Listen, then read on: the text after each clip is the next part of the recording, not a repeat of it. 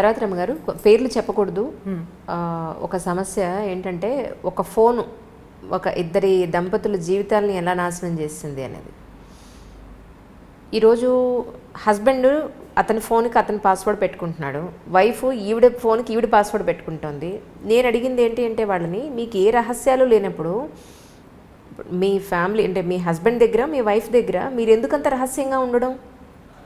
మీరు ఏ మిస్టేక్ చేయనప్పుడు పాస్వర్డ్లు ఎందుకు? ఆవిడ గురించి మీకు మొత్తం తెలిసి మీ గురించి ఆవిడికి మొత్తం తెలిసినప్పుడు పాస్వర్డ్లు ఎందుకు అని అన్నాను. లేదు లేదు మాకుండే సమస్యలేవో మాకుంటాయన్నారు.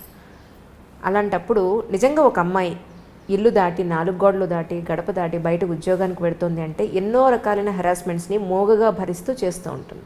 ఇది నిజం. అది తల్లికి చెప్పుకోలేకపోవచ్చు, హస్బెండ్కి చెప్పుకోలేకపోవచ్చు కూడా. కొన్ని భరించి ఒక్కొక్కసారి భరించి రివర్స్ అయ్యి లేదా చాలా జరుగుతూ ఉంటాయి బయట. ఇవన్నీ కూడా ఇంటి వరకు రావు, ఆ అమ్మాయి మనసులోనే ఉండిపోతాయి. ఇలాంటి ఇష్యూస్ ఏమన్నా బయటపడతాయేమో అని అమ్మాయి ఏమన్నా కొంత సంకోచించచ్చేమో, కానీ అబ్బాయిల విషయాల్లో ఎస్పెషల్లీ హస్బెండ్స్ తండ్రుల విషయాల్లో అంత సీక్రెసీ మెయింటైన్ చేసేది ఏముంటుంది? ఇలా చేయడం కరెక్టా? ఒక ఫోన్ ఇద్దరి జీవితాలు నాశనం చేస్తోంది అంజలి, ఈ విషయంలో ఎలా చేస్తే బాగుంటుంది అని అడగమన్నారు. ఫోన్లు అంటే మూలాలకు వెళ్ళాలి కదా మనం. ఇది ఇప్పుడు ఇదివరకటి ఇంత అవకాశాలు లేవు కదా అంజలి. ఇప్పుడు వర్క్ చేస్తారు, వర్క్ ప్లేస్లో రకరకాల స్నేహాలు ఉంటాయి. ఇళ్లల్లో కంటే ఆఫీసుల్లో హెచ్చుగా స్పెండ్ చేస్తున్నారు ఆడగాని మొగగాని. ఇంటికి వచ్చాక ఏం చేస్తాము, రాత్రి 9కి ఇల్లు చేరితే ఏదో తిండి తింటారు, ఒక అరగంట 2 గంట ఏదైనా అప్పుడు కూడా ఫోన్లో ల్యాప్టాప్లో తెరిచి ఏదో ఆఫీస్ పనో ఇంకోటో చేస్తారు, పడుకుంటారు. తెల్లారులు వచ్చేసరికల్లా ఎవరి పరుగు వాళ్ళదే. ఇప్పుడు సంసార జీవితాలు అతి చిన్నవిగాను, ఉద్యోగ జీవితాలు అతి పెద్దవిగాను ఉన్నాయి. వీళ్ళకి రకరకాల స్నేహాలు, రకరకాల ప్రలోభాలు, రకరకాల ఆకర్షణలు. ఇప్పుడు ప్రతివాడు అందులోంచి బయటపడి దాన్ని దగ్గరికి రానివ్వకుండా చేసి కంట్రోల్ చేసుకోగలిగే అవకాశం అందరికీ ఉండదు. ఎవడి ప్రలోభం వాడిది. ఇప్పుడు వీక్ మూమెంట్స్ అనేవి ఇదివరకు పాత రోజులైతే జీవితానికి 1-2 ఉండేవి. ఇప్పుడు ఎవ్రీడే ఒక వీక్ మూమెంట్ ఉంటుంది, ప్రతిరోజు ఏదో ఒక వీక్ మూమెంట్ ఉంటుంది.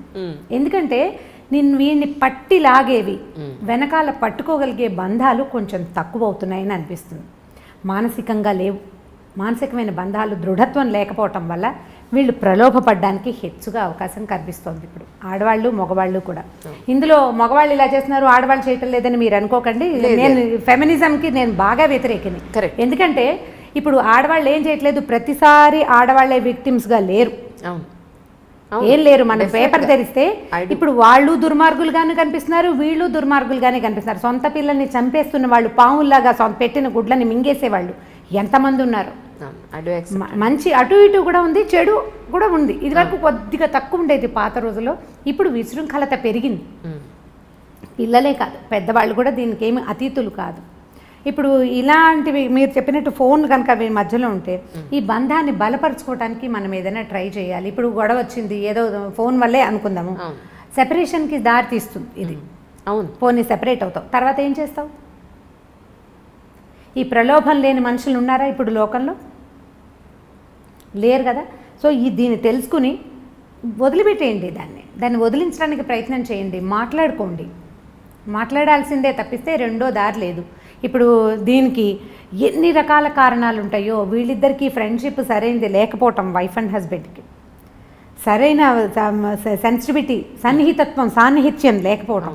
ఫ్రెండ్షిప్ ఉండటం వేరు, సాన్నిహిత్యం ఉండటం వేరు కదా. భార్యాభర్త ఓన్లీ ఫ్రెండ్స్గా ఉండరు, సన్నిహితంగా ఉంటేనే మన మధ్య బంధం బలపడేందుకు అవకాశం ఉంటుంది. ఇప్పుడు ఇది కూడా తక్కువగా ఉంది. మధ్యలో పిల్లలు, లేకపోతే ఉద్యోగాలు, అది కూడా కాకపోతే ఈగోస్ రకరకాలు, వాళ్ళకో రకం వీళ్ళకో రకం. ఇద్దరు ఒకే ప్రొఫెషన్లో ఉంటే ఓ రకము, చెరుకో ప్రొఫెషన్లో ఉంటే ఇంకో రకము. సంపాదనల్లో హెచ్చుతగ్గులు, తారతమ్యాలు. వాటి వల్ల ఏమవుతుంది, మనం మనుషులము కలిసి ఉండటానికి పెళ్లి చేసుకున్నాము, కలిసి ముందుకెళ్దాము అనే అవగాహన ఉండటం లేదు ఆడమగకి కూడా. ఎంతసేపు నేను అనేదానికి పెద్ద పీట వేస్తున్నాం. పాత రోజుల్లో కుటుంబం అంటే మేము మా వాళ్ళు అనేవాళ్ళం కదా. ఒక గుంపు, చిన్న చిన్న గుంపులుగా ఉండేవాళ్ళం. ఈ గుంపు మనము అనేది ఉండేది. క్రమంగా నేను, నా భార్య, నా పిల్లలు వచ్చింది. పెద్ద గుంపు నుంచి చిన్న చిన్న గుంపులు విడిపోయాం మనం. ఓ భర్త భార్య భర్త ఓ 10 మంది పిల్లలు అనుకోండి. ఈ 10 మంది పిల్లల్లో మళ్ళీ సెపరేషన్ వచ్చింది. ఒక భార్య ఓ భర్త 1 or 2 పిల్లలు, నేను నా పెళ్ళాము నా పిల్లలు. ఇప్పుడు ఇది కూడా పోయి నేను అనేది వచ్చేసింది. నేను ఒక్కడనే కాను, నాతో పాటు ఓ భార్య ఉంది, ఓ 2 పిల్లలు ఉన్నారు, మేమిద్దరం కొట్టుకుంటే వీళ్ళ మీద ఎటువంటి ఇది వస్తుంది అనేది మగ కానీ ఆడ కానీ ఖచ్చితంగా మనం ఆలోచించాలి. పోనీ నువ్వు ఏదో ప్రలోభపడ్డావు, నీకేదో స్నేహాలు ఉన్నాయి, ఏవో ఆకర్షణలు ఉన్నాయి, వీటి వల్ల సంసార జీవితం ఇబ్బందుల్లో పడితే పిల్లలతో పాటు మన పేరెంట్స్ ఆ అమ్మాయి పేరెంట్స్ వీళ్ళు కూడా ఇబ్బంది పడతారు అనే ఆలోచనలు కొంచెం తక్కువగా ఉంటున్నాయి. ప్రధానమైనది ఏంటంటే నేను అనే దానికి పెద్దపీట వేయటం మనం మానేయాలి. ఎవరైనా సరే కొద్దిగా సెల్ఫ్ తగ్గించుకోవాలి. ఒకవేళ అవతల వాళ్ళలో చిన్న తప్పు మనం కనిపెట్టామనుకుందాం, మీరు క్షమిస్తారా అని నన్ను అడగండి. కొంత క్షమించాలి. కొంత క్షమాగుణం కనుక మనం అలవర్చుకుంటే ఏదో చిన్న పొన్న తప్పుని లెట్ గో చేయటం నేర్చుకోండి. ఒక చిన్న తప్పు దీన్ని రిపీట్ చేయొద్దు. మరి ఇప్పుడు మన పిల్లాడు అనుకోండి, మన కొడుకు లేదా మన కూతురు ఏదో పొరపాటు చేస్తారు, ఓ 2 చెంపకాయలు కొట్టి ఏదో తిట్టి ఒక పూట మనం కూడా అన్నం తింటాం మానేసి యథాశక్తి ఏడ్చి ఏం చేస్తాం, పిల్లని వెళ్ళిపో మా ఇంట్లో నుంచి అంటామా? అనం కదా, సర్దు కూరుకుంటాం. దాన్ని బ్రెయిన్లో ఒక పక్కన ఎక్కడో చుక్కలాగా పెట్టుకుంటాం, దాన్ని దాచిపెడతాం. నలుగురు ముందు మా అబ్బాయి ఇలా చేశాడని చెప్తారా మీరు? చెప్పరు, దాచిపెడతారు. మీరు అలాంటి క్షమాగుణం ఆడ మగ అలవర్చుకుంటే కనుక కొంచెం పర్వాలేదేమో అని అనిపిస్తుంది. నీకు తెలిస్తే చాలా ఆగట్లేదు, ఉద్వేగం కష్టంగా ఉంది లోపల, వీడు నన్ను చీట్ చేశాడు లేదా ఇది నన్ను చీట్ చేసిందని మీకు అనిపిస్తుంది కష్టం కడుపులో.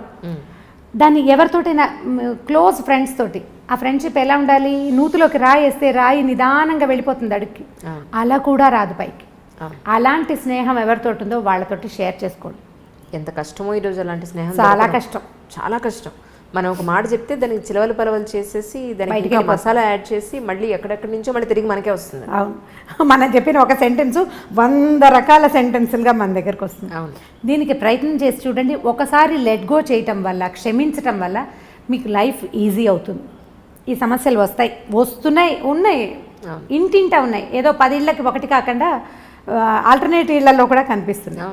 ఎవరిని కదిపినా ప్రతిసారి ఇవి ఉంటూనే ఉంటాయి. కొన్ని సంసారాలు అవి ఉన్నా కూడా వాళ్ళు సజావుగా పోతున్నారంటే మనకేమనిపిస్తుంది అంటే లేటెస్ట్ భావజాలంతో, అంటే ఈ తరపు భావజాలానికి నేనైతే ఇలా చేయను, వాడు నన్ను మోసం చేస్తే వాడిని తీసి అవతల పారేయాలి. ఎంతమందిని తీసి పారేయగలం మనం కదా? ఈ ఆలోచన ధోరణి కనుక మార్చుకుంటే ఇంత పెద్ద ఇబ్బంది ఉండదేమో అని అనిపిస్తుంది. సమస్యలు ఖచ్చితంగా వస్తాయి సంసారంలో. అది ఎవరి ద్వారా అయినా ఎవరి వల్ల అయినా కావచ్చు. అది మరీ పెద్దది అనుకోండి, క్షమించేసి తలోగ్యం ఉండమని నేను చెప్పను, కానీ చిన్న వాటిని వదిలేయచ్చు. పిల్లల్లో చిన్న చిన్న తప్పులు మనం క్షమిస్తాం కదా, అట్లా పార్ట్నర్లో తప్పులు కూడా మనం క్షమించగలిగితే కొద్దిగా చూసి చూడనట్టు ఊరుకుంటే, మాట్లాడకుండా చూసి చూడనట్టు ఊరుకున్నామంటే వాళ్ళు రెచ్చిపోయే అవకాశం ఉంది. మొదటే మాట్లాడుకుని అది మనం సర్దుకుని చూద్దాం కొంతకాలం పాటు. అప్పుడు కూడా ఏమీ సర్దుబాటు అవ్వలేదనుకోండి, అప్పటి సంగతి అప్పుడు చూడొచ్చు. ముందు కొన్ని రోజులు నడుస్తాయి, ఈ లోపల మన పిల్లలు కొంచెం పెరుగుతూ ఉంటారు. పిల్లల వల్ల కూడా కొంత మార్పు రావడానికి అవకాశం ఉంటుంది. కానీ దీనికి ఇదే మార్గం, ఇంకా రెండో మార్గం లేదు, ఇంకేం చేయలేం మనం. దీన్ని స్క్రూటినీ చేయటం వల్ల మనకు వచ్చే ఉపయోగం ఏమీ ఉండదని నేను ప్రగాఢంగా విశ్వసిస్తాను. ఈ విషయాన్ని ప్రధానంగా కడుపులో దాచుకోలేకపోతాం, కష్టంగా ఉంటుంది. దాన్ని షేర్ చేయటమే. లేదా మనకు ఒక పాత మెథడ్ ఉందండి, ఒక మంచి పలక బలపం కొనుక్కోండి, చక్కటిది బాగా రాయాలి అది. అప్పుడు చక్కగా పలక మీద మీకు తెలుగు వస్తే తెలుగులో మీకు నోటికి వచ్చినన్ని తిట్లు రాసుకోండి, తర్వాత పలక చెరిపేయండి. మీరు ఎలా మోసపోయారో కూడా దాని మీద రాయండి. ఒకసారి రాస్తే కచ్చి తీరలేదు అనుకోండి, 2-3 సార్లు రాయండి. తర్వాత మీకు రాయటం పట్ల విసుకొస్తుంది. మొదట రాసిన సెంటెన్స్లు తర్వాత మీరు రాయలేకపోతారు. మెల్లిగా లోపలున్న కచ్చ తగ్గిపోతుంది. నాకు ప్రాక్టికల్గా తెలిసేది. మా ఇంట్లో 2-3 పలకలు ఉన్నాయి. So nice. పేపర్ మీద రాస్తే ఉండిపోతుంది, పలకైతే చెరిపేయచ్చు. పలకలకి ఇప్పుడు బాగా డిమాండ్ రావాలి. పలకలు మీరు బోర్డు మీద రాయాలనుకోండి, ఎక్కడో నిలబడి రాయాలి. పలకేంది, బాత్రూంలో కమ్మోడు మీద కూర్చొని కూడా రాసేసుకోవచ్చు ధారాళంగా. మీకు ఎంత కోపం ఉందో అంత కోపాన్ని ఒకసారి రాయండి. రెండోసారి అవే వాక్యాలు మీరు ఖచ్చితంగా రాయలేకపోతారు, రాయలేరు. నోటితో చెప్పామనుకోండి మాటలు పెరిగిపోతాయి అంజలి, మాటలు పెరిగిపోతాయి. ఎందుకంటే నాలుకకి ఎంత పదునుంటుందంటే ప్రతి వాడిన కొందికి పదును పెరుగుతుంది. వాడిన కొందికి తిట్లు వస్తాయి. మనం చూడండి అబ్యూజివ్ లాంగ్వేజ్ వచ్చేస్తుంది. మంచి భాష రాదు. క్రమంగా మనం ఒకళ్ళ గురించి చెడ్డగా చెప్పామనుకోండి, 10 సెంటెన్సులు మొదటి చెవికి చేరితే రెండో చెవికి చేరేటప్పుడు 12 అవుతాయి. 10 చెవులు మారేసరికి 100, 150 అవుతాయి. చివరికి అందులో నానా గోత్రాలు అన్ని తప్పులు కూడా ఉండొచ్చు, ఒక్క నిజం ఉండదు. అదే మనం రాసామనుకోండి, మనకి ప్రధానమైంది చేతికి బ్రెయిన్కి అంత సింక్రనైజేషన్ ఉండదు ఎవరికైనాను. కొన్నిసార్లే రాస్తాం, అన్నిసార్లు రాయలేకపోతాం.